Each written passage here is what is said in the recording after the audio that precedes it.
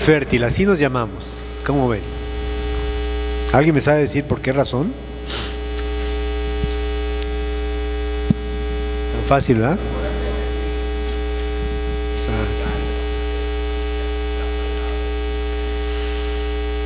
Ajá, bueno. Ajá. ¿Y qué más? Fructifica. Bueno, ok. Es el cuarto caso. Yo les iba a decir dónde, pero ya más o menos Álvaro ya les dijo. Es el cuarto terreno donde cayó la semilla, ¿verdad? En la parábola del sembrador. Marcos 4, Mateo 13, Lucas 8. Personalmente, en el capítulo 13 de Mateo es donde me gusta más porque dice: el que oye la palabra y la entiende da fruto. Entonces hay dos cosas importantes que hay que tomar siempre en cuenta: oír, escuchar, pero también entender. Qué bueno que ayer tuvimos la oportunidad de tener una explicación amplia de los números en la Biblia y por qué razón están ahí. No solamente los que podemos encontrar en nuestra lectura devocional, sino también cómo es que Dios ha buscado, yo digo, encriptar este mensaje solamente para que nosotros tengamos la idea de que en quien hemos creído es Dios, ¿verdad? Y que cada vez que nosotros abrimos la palabra, pedimos al Señor entenderla, pedimos al Señor poder discernirla, con el propósito de dar fruto. Así es que buscamos en esta congregación eso, crecer, no en conocimiento en sí, sino en la comprensión de su palabra y sobre todo que ésta siga produciendo en nosotros fruto. Amén. Bueno, pues quiero dar la bienvenida. Hola, bienvenida.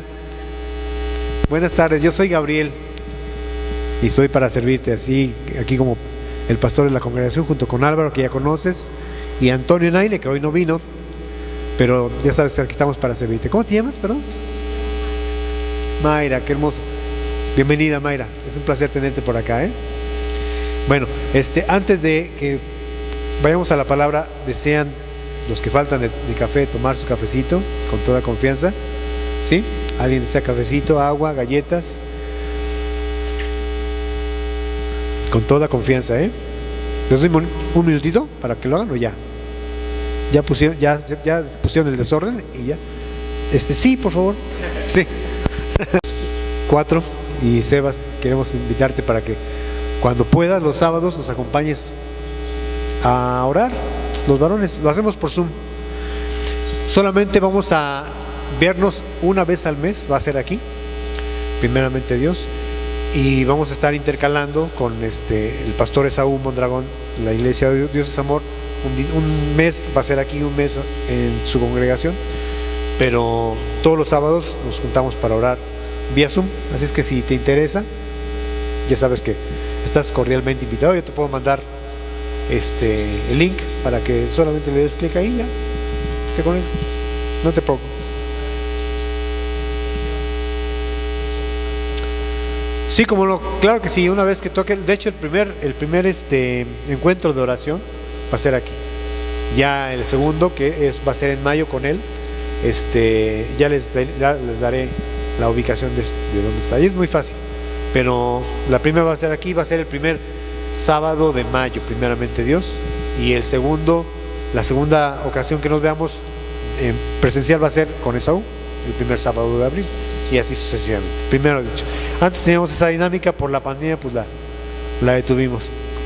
Bueno, pues seguimos estudiando nuestro Sermón del Monte. Por favor, vamos a Mateo capítulo 5 nuevamente, por favor.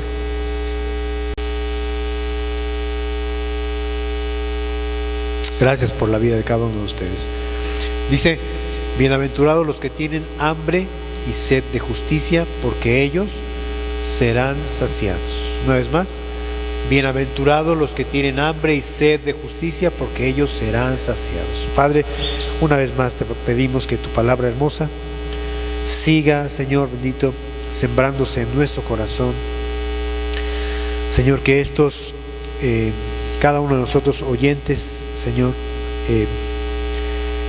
compañeros, estudiantes de tu palabra, Señor, podamos entenderla, Señor, y que tú produzcas en nosotros frutos, Señor, cada vez más abundante, Señor, que dé testimonio a otras vidas, Padre Santo, de una genuina conversión, un genuino arrepentimiento, una genuina transformación, Señor. Produce en nosotros. Gracias por la vida de la señora Yolanda, Señor, Yolanda Guerrero. Rogamos que ella en este tiempo en el que acaba de ver tu mano preciosa, Señor, diga: hay Dios, hay un Dios. Queremos pedirte por su vida, Señor. Sigue obrando poderosamente en ella, Señor, y en todos aquellos por los que hemos orado, Señor. Gracias por lo que tú quieras hacer entre nosotros, Señor. Suma más personas a orar, Señor, en los diferentes grupos. Suma más hombres que busquen orar, Señor. Suma más mujeres que quieran orar, Señor. Te lo pedimos con todo el corazón, en el nombre precioso de Jesús. Amén. Pues no sé si ustedes recuerdan lo que significa la palabra bienaventurados. ¿Qué es? ¿Cómo se traduce bienaventurados? Felices, gozosos, ¿verdad? Pero principalmente la mejor manera de poder traducir esta palabra bienaventurados es como bendecidos, exactamente, la palabra Macarios. Y no porque feliz y dichoso no sea una correcta interpretación, podemos a lo mejor solamente caer en el error de confundir esa felicidad y dicha con algo temporal, ¿verdad? Hemos estado haciendo mucho hincapié en eso y cómo Dios, a través de Jesucristo, quiere mostrarnos a todos, al mundo entero, pero sobre todo a sus discípulos, un panorama diferente de la felicidad, porque la felicidad que hoy conocemos como tal es pasajera, ¿verdad? Es efímera, está puesta solamente en lo temporal, en lo que vemos, pero todo eso se termina. Puede ser dinero, se termina. Bueno, a lo mejor a alguien que está acostumbrado a tener mucho dinero le faltan otras cosas, ¿no? En fin, la felicidad en sí, conforme al mundo, solo es efímera, solo es momentánea, pero la que Dios brinda, esa es permanente, es eterna y tiene mucho que ver y tiene todo que ver con Él. Hemos dicho que el Sermón del Monte es un panorama de cómo es el reino de los cielos.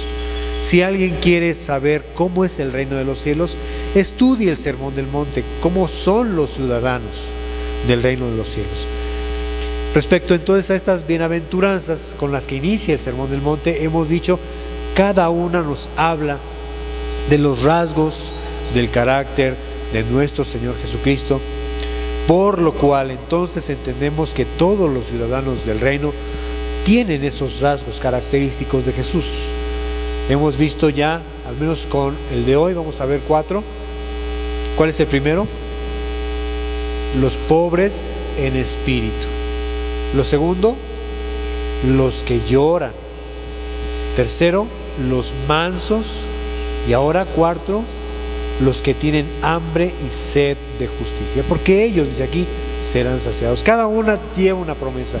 La primera, respecto a los que son de pobres en espíritu, de ellos es el reino de los cielos. De hecho, qué importante es recordar también que la palabra reino de los cielos inicia con la primera bienaventuranza, y el reino de los cielos es la segunda implicación de al final de la última bienaventuranza.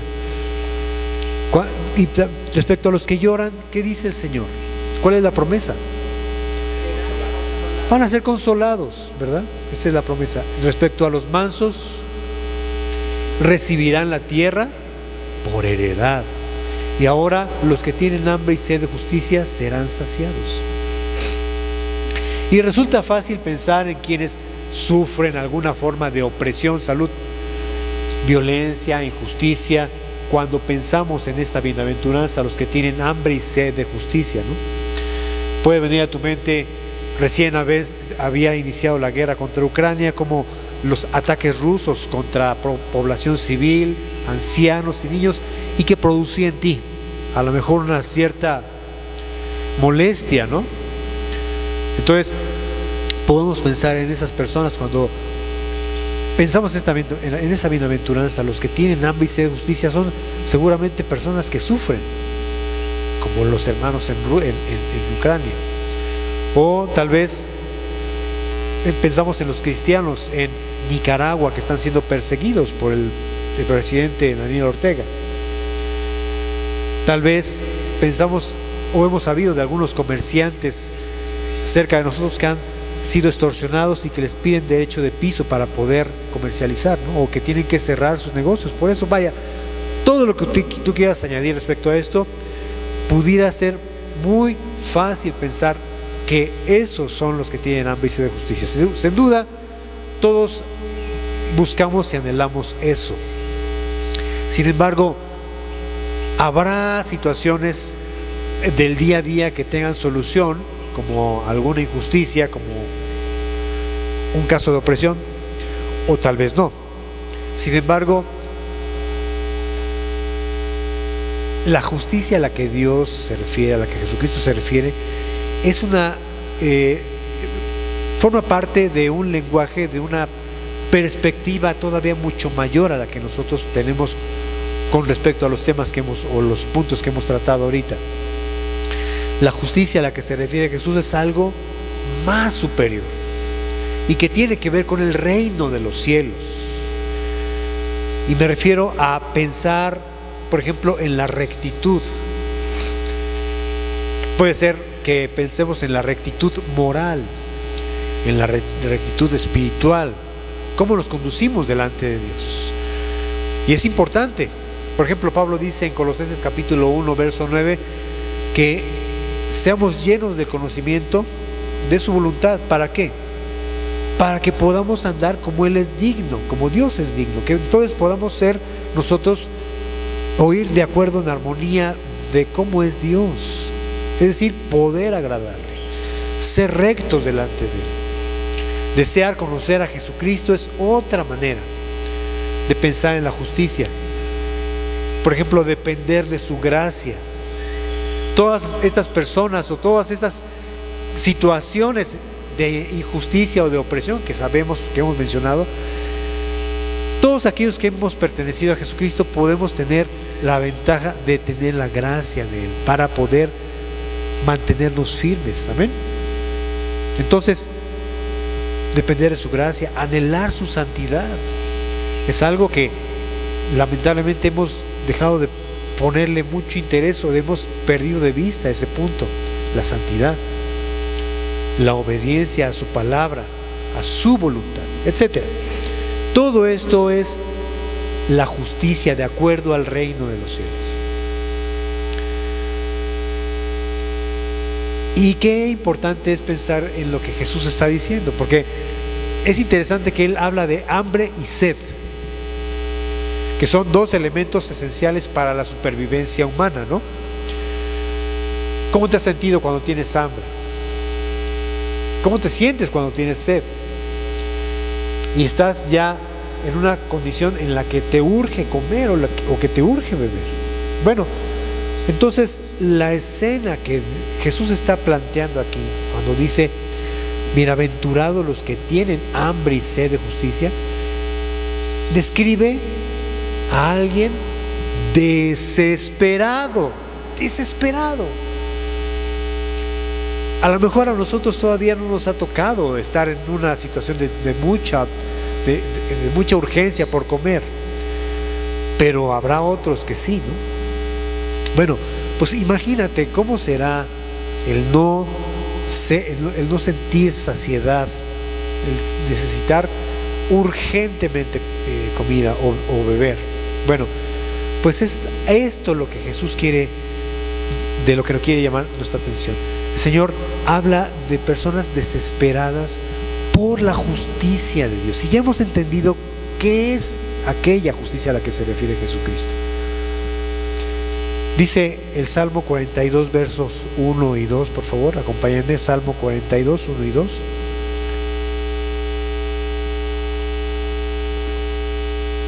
Salmo 42, 1 y 2. No sé por qué me siento hoy como si estuviera yo así demasiado, con mucho micrófono y poquita audiencia. Pero como estamos grabando, no podemos quitar eso. Sí, es 42, 1 y 2. Salmo 42, 1 y 2. Muy bien.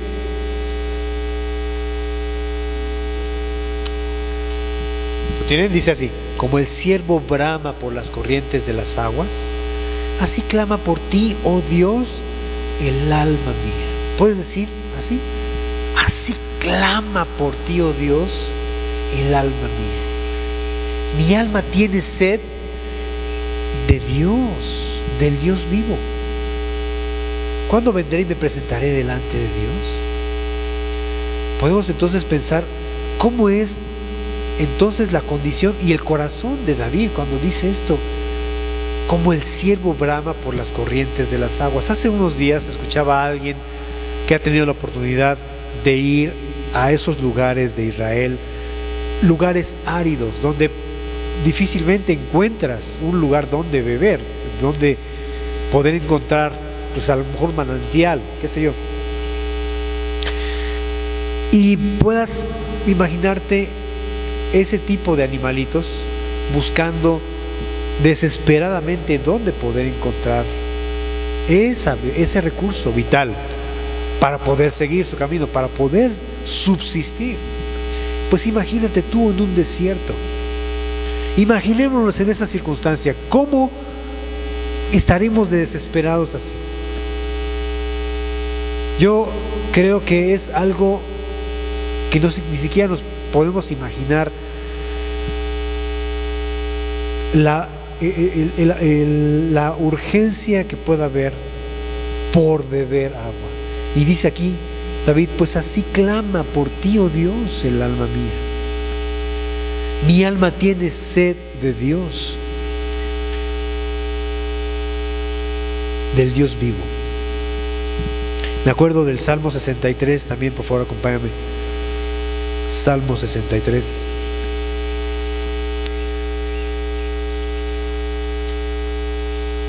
Verso 1. Salmo 63, 1.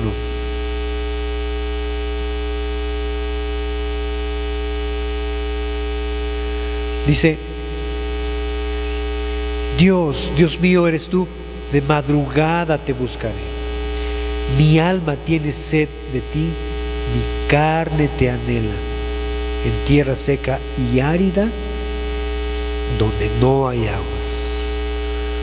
Entonces, muchas veces en la mañana, muy de madrugada, es esa la necesidad que uno tiene por buscar a Dios, porque sabes perfectamente que en tu interior, en tu ser mismo clama por Dios, porque Él está buscando eso en nosotros, esa relación, esa intimidad. Y el hambre y la sed son apetitos que todos los días tenemos y buscamos saciar, ¿sí o no? Pero el Señor nos dice, entonces, trabajen, ocúpense, no por la comida que perece, sino por la que a vida eterna permanece, la cual el Hijo del Hombre dará, porque señaló Dios el Padre. Eso lo encuentras en Juan capítulo 6, verso 27. Juan capítulo 6, verso 27. Es decir, Dios ungió a Jesucristo para poder satisfacer de esa comida espiritual, de ese alimento espiritual. Entonces, cada vez que nosotros tenemos la oportunidad de venir y acercarnos a Él en oración, congregarnos, estudiar de manera privada su palabra, buscar saciarnos, buscar descubrir algo nuevo de Dios, conocer más a Dios. Entonces, son cosas que a Él le interesan. Él está diciendo, ocúpense, no de lo que perece, sino de lo que a vida eterna permanece. Y ustedes recuerdan el contexto de este episodio de Juan capítulo 6. En el capítulo 5 anterior encontramos a una multitud mayor a 5,000 personas, aunque la Biblia describe 5,000 hombres solamente, sin contar a las mujeres y a los niños. Entonces eran mucho más de 5,000 que fueron alimentados milagrosamente y saciados, ¿verdad? Pero ahora vienen con Jesús porque quieren seguir siendo saciados, pero específicamente saciados en el vientre. Dicen que la comida es uno de los placeres de la vida, ciertamente, pero por más que sea suculenta y que disfrutes de la comida, no sé dónde te gusta a ti más comer, si tengas un lugar preferido o un platillo preferido para disfrutar, vaya, después de que sale del cuerpo ya ha cumplido su función. Entonces lo placentero se termina, pero lo que está proponiendo el Señor entonces es algo que permanece para siempre. Entonces el buscar de Dios el alimento es algo que definitivamente nos puede producir una satisfacción, ¿sí? Un placer espiritual permanente. Pues así lo dice el Señor, ¿no? Ahora, entonces, venimos todos los días justamente para eso. Por eso, cuando Pablo habla acerca de quienes están preocupados por alguna circunstancia, dice, presenten sus oraciones delante de Dios, o presenten sus peticiones delante de Dios con toda oración, dice Filipenses capítulo 4 verso 6, si quieres acompañarme. Filipenses capítulo 4 verso 6.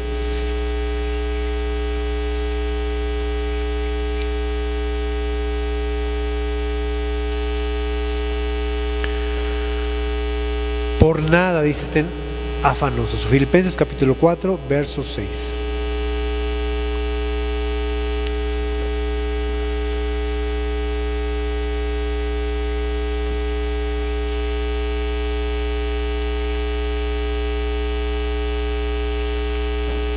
Filipenses 4:6 dice, por nada estén afanosos. Ustedes saben que esa palabra afán se traduce como preocupación. Por nada estén preocupados, inquietos. Más adelante el apóstol Pedro también dice, le llama ansiedad.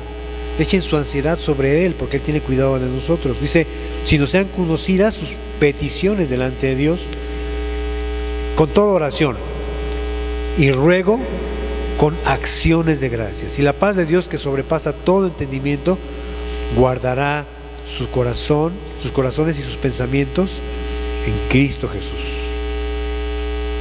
Por lo demás, hermanos, todo lo que es verdadero, todo lo honesto, todo lo justo, todo lo puro, todo lo amable, todo lo que es de buen nombre, si hay virtud alguna, si algo digno de alabanza, en eso pensar. Entonces el Señor dice, ocúpense, trabajen, no por la comida que perece, sino por la que a vida eterna permanece.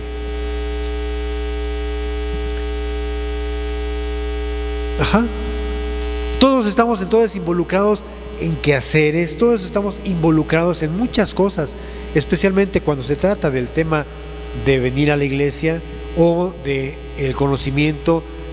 Déjenme decirles, lamentablemente muchos cristianos ven el venir a la iglesia, el pertenecer a una congregación, como una religión. Y nos ocupamos todavía en mantener una religión. De una u otra manera creemos todavía o buscamos estar religados a través de una organización a Dios. Por cierto, ya vimos que la religión tiene como múltiplo el número 13, ¿verdad?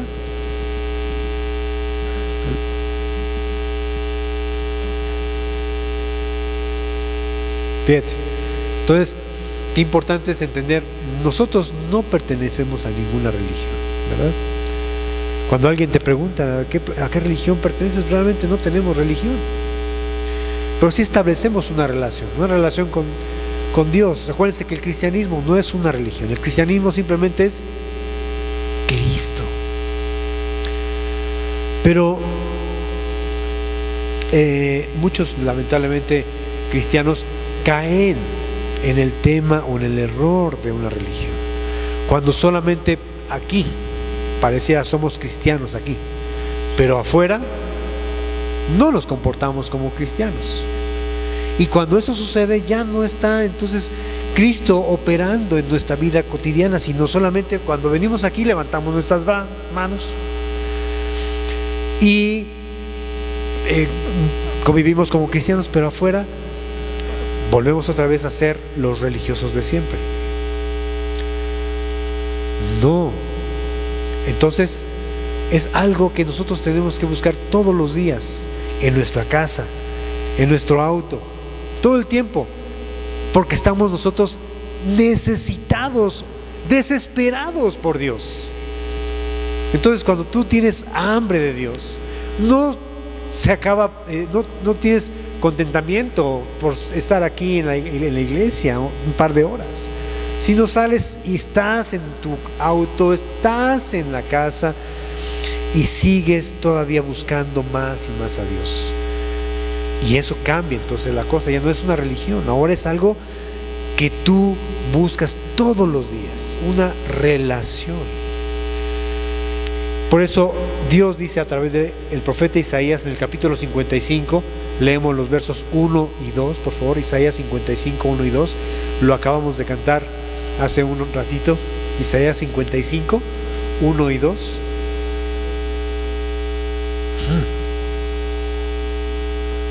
Así es, 55, 1 y 2, Isaías 55, 1 y 2.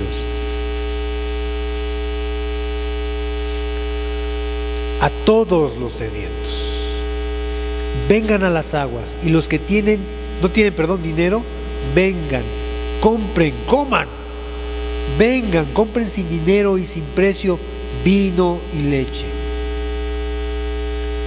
Decíamos que el hambre y la sed no tienen, todos los días buscamos eso, ¿no? O sea, buscamos saciar nuestro cuerpo de eso.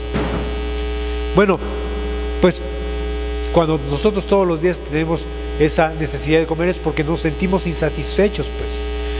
Vaya, entonces cuando Jesús habla del hambre y la sed de justicia, evidencian un descontento a la condición espiritual actual. Yo te quiero preguntar, ¿tú estás en un descontento con la condición actual? Como podrías decir como Job, de oídas te había oído, mas ahora mis ojos te ven. Por tanto, me aborrezco y me arrepiento en polvo y en ceniza. Esa es entonces el sentir, estás en un descontento con la condición espiritual actual. Por eso buscamos a Dios. Cuando ya te diste cuenta de que hay muchas cosas que en ti que lastiman a otras personas, cuando ya te diste cuenta de que tú mismo pues hay mucho pecado todavía en nosotros, no sé cómo describirlo. Pienso en David cuando habla de pecados o errores que incluso no tenemos en cuenta, que son ocultos, exacto. Piensas, qué lejos estamos todavía de ser esa iglesia por la cual Jesucristo ha prometido venir. Pero entonces aquí el profeta dice todos los que están sedientos, los que ya vieron su condición, los que ya se dieron cuenta que son pecadores, vengan a las aguas, vengan a saciarse de Cristo. La pregunta es entonces, ¿estamos contentos con nuestra condición actual o no? Porque si no lo estás, entonces déjame decirte, Dios está buscando que tengamos esa verdadera necesidad de Él, urgente, desesperada. Dice el verso 2, ¿por qué gastan, el dinero, y vamos a llamarle esfuerzo, pasión, tiempo, en lo que no es pan, y su trabajo en lo que no sacia? Escuchen atentamente y coman del bien, y se deleitará su alma con grosura. Dice el Señor, entonces, ¿por qué ponen todo su esfuerzo? ¿Por qué se empeñan en aquello que no es pan, en aquello que no sacia? Una religión no sacia.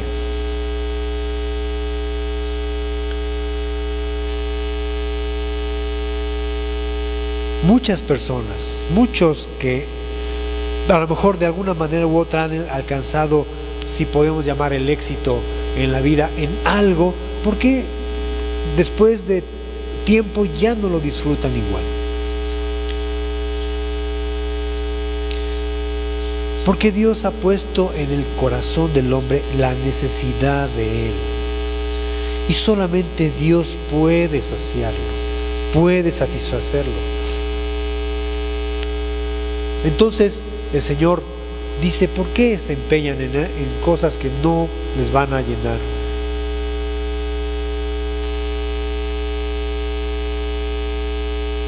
Dice, escuchen atentamente y coman del bien, y se deleitará su alma con grosura, es decir, con abundancia. Yo quiero preguntarte, ¿cuántos de nosotros hemos sido víctimas de la tiranía de lo urgente? ¿Ustedes han leído ese artículo? Interesante. ¿Cuántos hemos coincidido con ese artículo? Es decir, cambiamos lo importante por lo urgente. ¿Y qué es todo aquello que es urgente? Todo lo que boicotea generalmente nuestra comunión con Dios, nuestro tiempo de intimidad con Él. Todo aquello que nos impide ser saciados. Quehaceres de la vida, ocupaciones, relaciones, diversión, etc. Pero aquello que es importante lo posponemos. Lo hemos perdido de vista. Acompáñame por favor a Lucas capítulo 10. Vamos a considerar los versos 38 al 42. Por favor, Lucas 10, 38 al 42. Pareciera que un día no es suficiente. Quisiéramos que los días fueran más largos para poder lograr avanzar, terminar con nuestros quehaceres, nuestras ocupaciones, poder alcanzar metas temporales. Buscamos, claro, la satisfacción temporal, lo que consideran algunos la felicidad. Como decía Gardner, ¿no? Chris Gardner, pequeños momentos o pequeños instantes de la vida, lo cual les llamamos felicidad, pero solamente tenemos un corto tiempo en el día y lo ocupamos no en lo importante sino en lo urgente. Dice aquí: aconteció que yendo de camino entró en una aldea, hablando de Jesús, y una mujer llamada Marta le recibió en su casa. Esta tenía una hermana que se llamaba María, la cual, sentándose a los pies de Jesús, oía su palabra.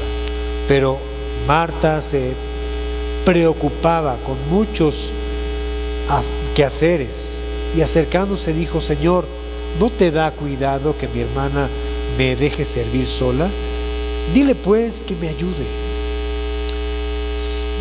Esto huele como una reclamación, ¿no? Jesús le responde diciendo: Marta, Marta, afanada y turbada estás con muchas cosas, pero solo una cosa es necesaria. Yo te voy a pedir que repitas: solo una cosa es necesaria. Solo una cosa es necesaria. Y María ha escogido la buena parte, la cual no le será quitada. Primero, aparece otra vez la palabra afán. Aquí es distinta la palabra a lo que leímos en Filipenses. La palabra aquí traduce la acción de estar jalando, moviendo, acomodando, ocupándote, haciendo exactamente. Y eso era Marta, una persona que a lo mejor sí tenía en otro pasaje en Juan, parece que es en el capítulo 12 o 11, por ahí así, no me acuerdo. Vemos a Marta ocupándose otra vez, pero está en el contexto correcto, en el momento correcto. Pero hay momentos en los que, por más que el ministerio de las hermanas muchas veces sea el servicio, tienen que guardar su tiempo para escuchar. Si bien nosotros los hombres estamos ocupados en algunas cosas que son importantes, ya sea por nuestro trabajo, lo que sea, tenemos que decidir un tiempo especial para Dios, pero es un tiempo de calidad. Ves que yo estoy hablando de personas que están desesperadas por Cristo, desesperadas por ser saciados por Él. Si no, entonces todo el tiempo estamos siendo víctimas de los quehaceres de la vida, pero no vamos a tener tiempo para ocuparnos de aquello que nos está diciendo Jesús. Ocúpense no de la comida que perece. Puedes cambiar comida por actividades secundarias, falsas, sino por lo que a vida eterna permanece. Cada vez que nosotros descubrimos de manera individual algo que Dios nos está mostrando, aún después de que ese pasaje lo hayas leído muchas veces ya, es ahí donde la palabra, ya lo hemos entendido, pasa de ser un logos a un rema. Tiene sentido para ti. Dios está hablando a tu corazón, pero eso jamás va a existir. No va a poder funcionar si nos seguimos ocupando de lo urgente, si seguimos siendo víctimas de la tiranía de lo urgente, porque tendremos que quitarle espacio, tiempo a esa agenda diaria ocupadísima para poder estar aquí, para poder oír a Dios. Y María, dice aquí, Jesús escogió la buena parte, lo que es necesario. Lo que es necesario.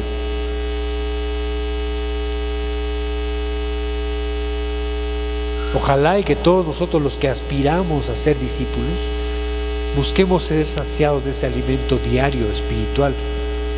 Dios quiera que todos los que queremos ser discípulos sintamos verdaderamente la necesidad de ser saciados, queridos hermanos. Esta vida cada vez está más acelerada. Yo les he dicho cómo es que hoy vemos cómo la gente discutimos por cosas efímeras, por cosas absurdas, como un cajón de estacionamiento. Cómo la gente está cada vez más colerizada, ¿verdad? Estresadísima.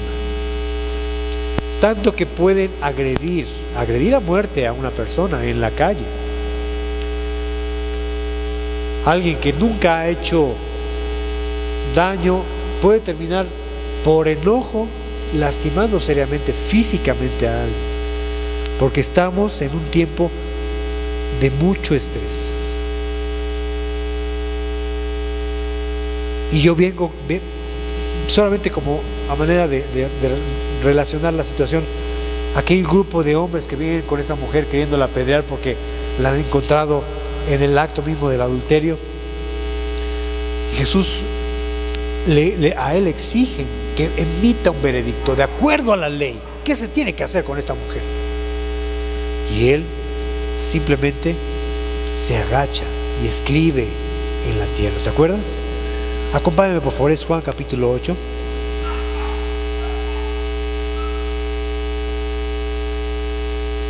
Ya tengo mi Biblia bien.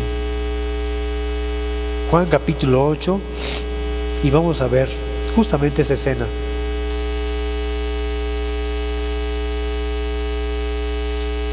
Vamos a leer a partir del verso 6. Verso 5. Verso 5 dice Juan 8, 5.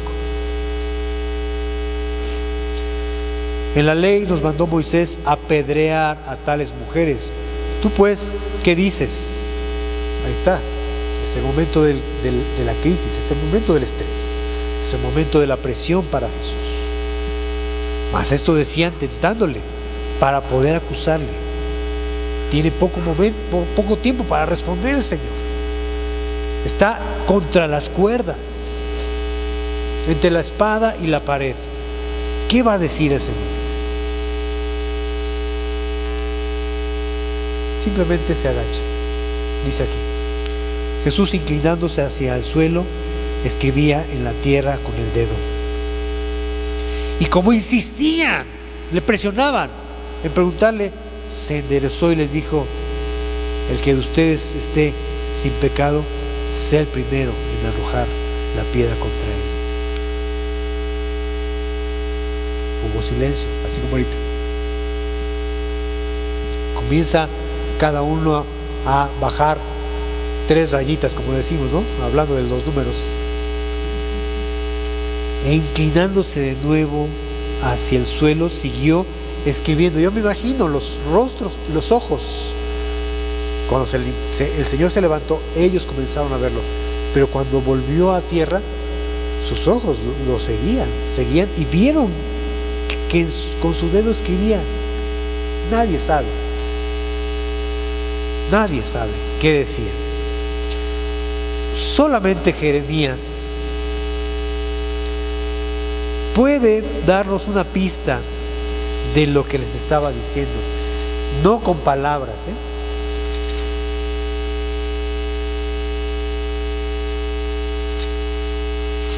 Acompáñame al capítulo 17 de Jeremías,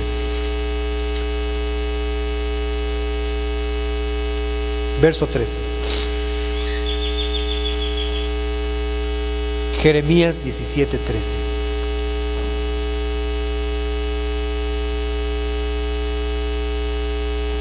Jeremías 17, 13.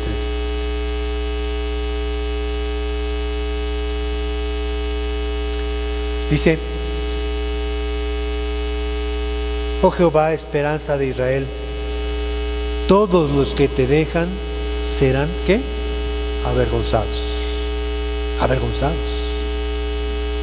Y los que se apartan de mí serán escritos, ¿en dónde? En el polvo. Porque dejaron a Jehová manantial de aguas vivas. Ahí están. Ellos sabían a qué se refería ese dedo del Señor en la tierra. No lo señalaba. No vino a señalar: tú eres un pecador, tú eres un pecador, peor que esta mujer. No. Él simplemente hablaba con su dedo en la tierra, diciendo, apuntándolos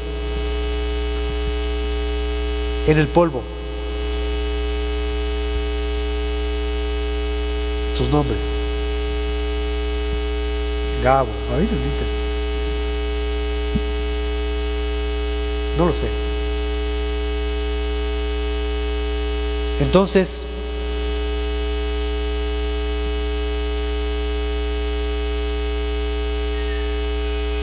¿qué escogemos nosotros, mis queridos hermanos? La buena parte, la cual no nos será quitada. Que por cierto, si ustedes ponen atención, María dice que escuchaba al Señor. Decíamos al principio que era importante, ¿verdad? Escuchar, también estar atentos. Eso es la buena parte. Lo demás no tiene caso. Dios quiere que estemos atentos a su palabra. Los ministerios, la alabanza, la música, los alimentos, todo es parte, sí, de la vida cotidiana de una congregación, pero esos son los ministerios satélites. Lo principal que Dios está llamando es ¿a qué? A escuchar su palabra y a guardarla en nuestro corazón. Lo que pueda traer de una congregación, ya sea la guapura del predicador o los talentos que puedan tener los músicos, el escenario, cómo está decorado, como la modernidad del auditorio, eso es secundario, eso es satélite. Pero nosotros hemos venido a cada vez ser más bíblicos, mis queridos hermanos, ser una congregación bíblica. ¿Sí me explico? Pero eso solamente funciona, escuchen bien, en unos cuantos, en aquellos que deciden, aspiran a ser discípulos y que tienen un hambre y sed de Él. Pues eso es, lo demás no importa, lo demás no interesa tanto. Qué bueno que haya, que no falten las cosas, pero lo que es más importante es esto: ocúpense no de la comida que perece, sino de la que a vida eterna permanece. Y el Señor Jesús, escuchen, dice: Él ha sido ungido por el Señor para dárselos. Dios quiera, vuelvo a insistir, que todos los que aspiramos a ser discípulos busquemos o sintamos la necesidad urgente de ese alimento espiritual. Jesús promete a ellos que serán saciados. A ellos promete, serán saciados. Responde, por favor, para que no te demás. Serán saciados. Acompáñame a Juan capítulo 6, verso 35, por favor. Juan 6, 35. ¿Me apuro? Ya se cansaron. Juan 6, 35.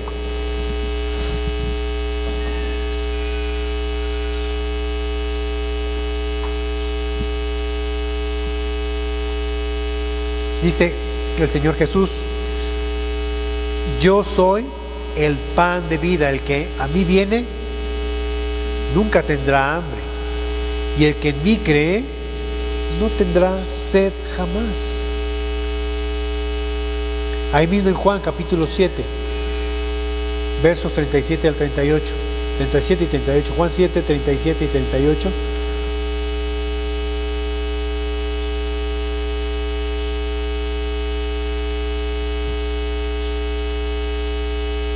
Dice: en el último y gran día de la fiesta, Jesús se puso en pie y alzó la voz diciendo: si alguno tiene sed, venga a mí y beba. El que cree en mí, como dice la Escritura, de su interior correrán ríos de agua viva. Si alguno tiene sed, venga a mí y beba. Eso entonces podría bien caracterizar o representar a todos los que verdaderamente anhelan a Cristo, su justicia. Dice: si alguno tiene sed. Acompáñame por favor a Juan capítulo 4. ¿Te acuerdas de la historia de la mujer samaritana?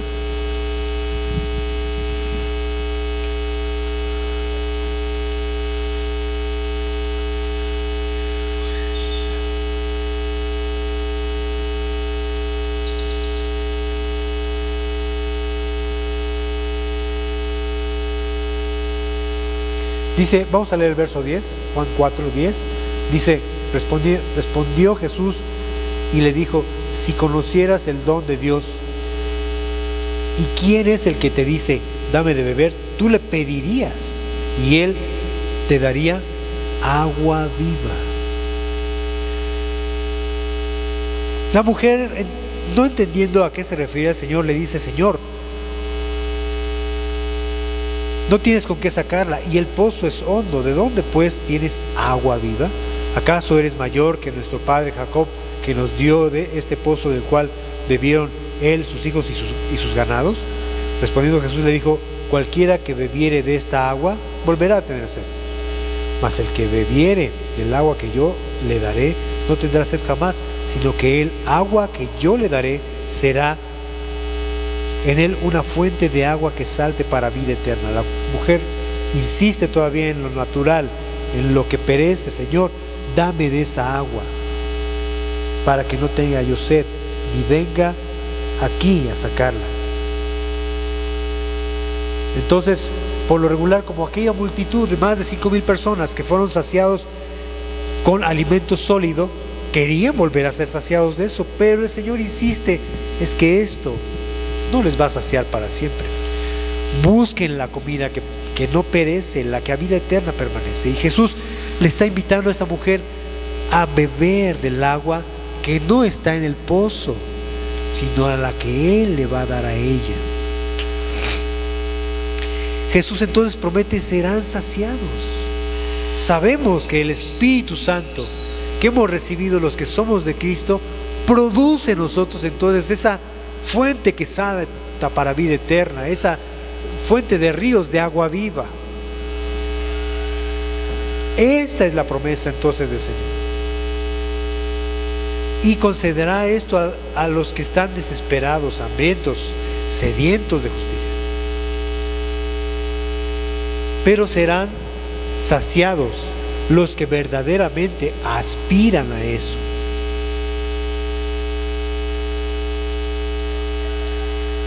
Hemos pensado, y hace un momento pensamos en la rectitud.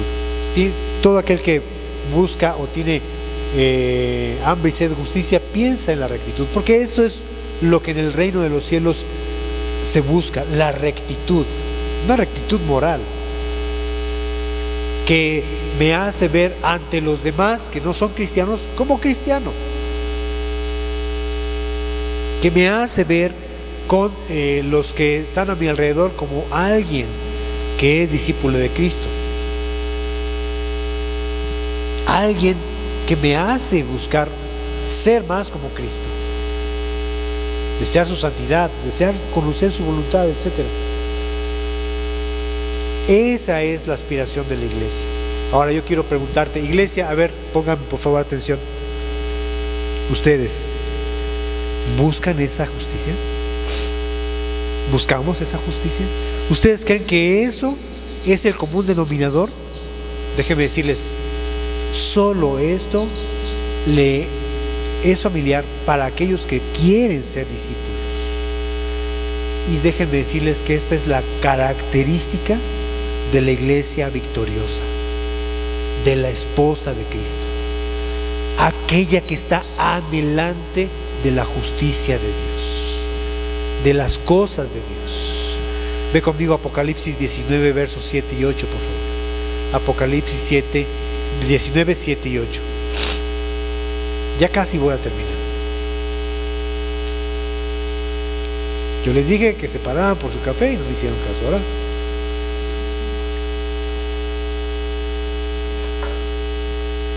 eso, felices, dichosos, ¿verdad? Apocalipsis 19, 7 y 8. Apocalipsis 19, 7 y 8. ¿Lo tienen? Sí.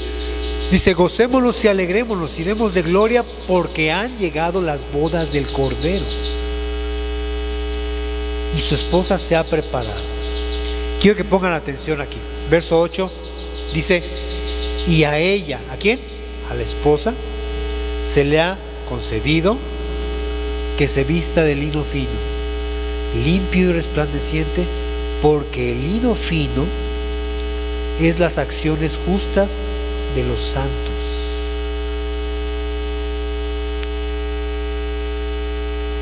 A la iglesia, a la que es la iglesia verdadera, la iglesia vencedora, a la esposa del Cordero. Dice aquí Juan el apóstol, a ella se le ha ¿qué? Concedido vestirse de las acciones justas de los santos. Ahora quiero preguntarte, hoy, ¿tú le pides a Dios eso? Que puedas abundar en acciones justas, en su justicia, pues. Porque si tú dices, Señor, ayúdame verdaderamente ayúdame a abundar en tu justicia. Ya dijimos que el Señor tiene una respuesta. Recibirán, ¿qué dice? Serán saciados, dice aquí. Serán saciados. A esos que buscan, tienen hambre y sed de justicia. Bueno, a esta esposa se le concede algún día, se le concede ese deseo. Entonces la característica de la iglesia victoriosa es que hoy anhela, está desesperada por la justicia de Dios, tiene hambre y sed de la justicia de Dios. Fuera de eso, por favor, no se molesten y no se ofenda a nadie, pero si no es así, entonces no hay todavía esa aspiración a ser la iglesia victoriosa, a ser la esposa de Cristo en ti. ¿Tú quieres ser? Entonces pídele al Señor: yo quiero más de ti, quiero tu justicia. Hemos dicho que el Sermón del Monte es un mensaje específicamente dirigido no a la multitud incrédula. Y aquí no hay nadie que pertenezca a esa multitud incrédula, sino a ¿quiénes? A los discípulos. Aunque Jesús sí abre el escenario para toda la audiencia, el mensaje especialmente es para los discípulos y para quienes de la multitud quieran salir a hacerse discípulos. Dice Pablo: justificados pues por la fe tenemos paz para con Dios. Justificados pues por la fe tenemos paz para con Dios, por medio de nuestro Señor Jesucristo. Así es que entonces no hablamos de la justicia legal que Jesús ya pagó en la cruz del Calvario y que opera, sí, solo sí, a todo aquel que le recibe como Salvador y Señor, siendo justificado en el Espíritu, salvo pues. Más bien, significa una justicia que habla de las obras de Cristo. Cristo quiere entonces que anhelemos las obras de Cristo como discípulos. La justicia que nos hace reflejar el carácter y la conducta de Él, de Cristo, y contrasta con la justicia y la conducta de los fariseos, que solamente cubrían su cuota de rituales, de religión, para ser vistos por los demás, por los hombres, pero nunca con una motivación de agradar, de obedecer y de honrar a Dios, jamás. ¿Cómo es que nosotros estamos hoy? Convencidos de andar en la justicia de Cristo o en la de los fariseos. Por eso Cristo dice: si su justicia no fuese como la de los fariseos o de los escribas, no entrarán. Si fuera más alta, si fuera mayor que la de los fariseos y escribas, no entrarán en el reino de los cielos, porque esa justicia no tiene cavidad ahí, no entra. Dios nos libre de ser hallados en la actitud farisaica que sustituye la santidad por la hipocresía, o la justicia por legalismo, porque no es así. Dios ni a la hipocresía ni al legalismo quiere para nada en su reino. Sí santidad, sí justicia. Y yo termino con esto. Dios quiera más bien que nosotros, los discípulos, deseemos anhelar lo que dice Pablo en Filipenses 3, verso 9. Y con esto voy a terminar, por favor, búscalo conmigo. Filipenses 3, verso 9.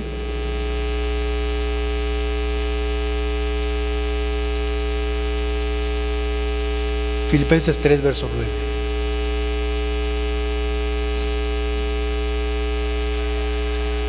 Filipenses capítulo 3, verso 9.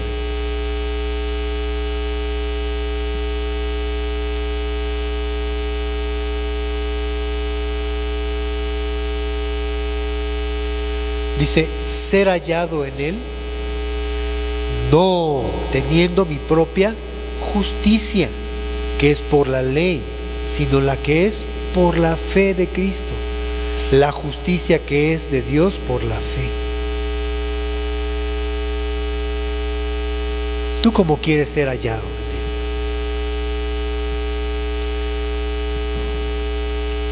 en Él? ¿Buscando la comida que perece?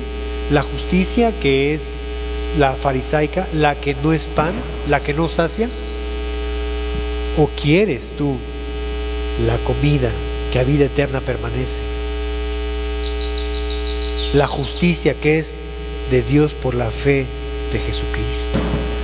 Yo quisiera, Dios nos conceda a todos ser hallados en esa justicia, ¿sí o no, hermanos? Amén. Pues ¿qué crees que dice el Señor?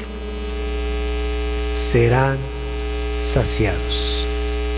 Ya vimos lo que dice Apocalipsis 19. Se les concederá esa justicia. En otras palabras, haciendo alusión a ese pasaje que finalmente terminó leyendo ayer Álvaro, acompáñame a Apocalipsis. Sí. Apocalipsis 21, verso 7. Apocalipsis 21, 7.